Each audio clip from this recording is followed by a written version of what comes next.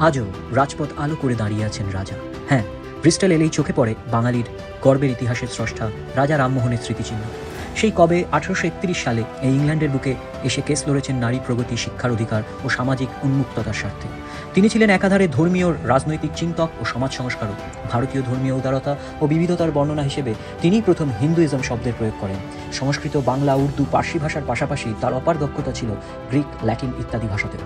1833 সালের 27 সেপ্টেম্বর এই ব্রিস্টলেই তিনি শেষ নিঃশ্বাস ত্যাগ করেন।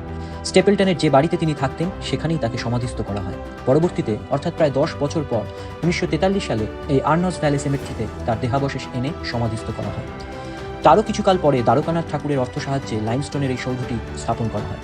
আজও প্রতি বছর সেপ্টেম্বর মাসের 27 তারিখ সেমেট্রি কর্তৃপক্ষ দিনটিকে দ্য ফাউন্ডার অফ মডার্ন ইন্ডিয়ার স্মৃতির উদ্দেশ্যে স্মারক অনুষ্ঠানের আয়োজনের মাধ্যমে উদযাপন করেন। ব্রিস্টলের বিভিন্ন জায়গায় ছড়িয়ে রাজার স্মৃতিচিহ্ন ও বাঙালির স্পর্ধার ইতিহাস।